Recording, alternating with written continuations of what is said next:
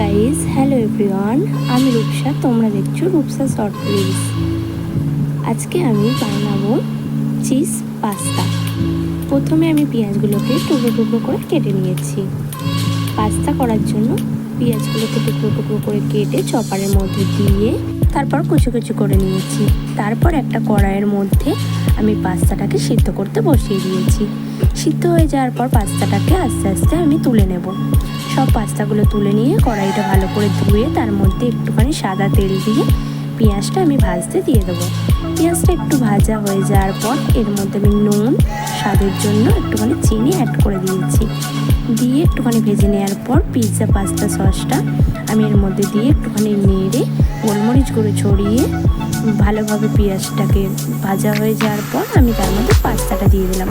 পাস্তাটা দিয়ে দেওয়ার পর একটুখানি নাড়াচাড়া করার পর একটুখানি টমেটো সস, সয়া সস দিয়ে নাড়াচাড়া করার পর আমি এর মধ্যে চিজটাকে দিয়ে দেবো।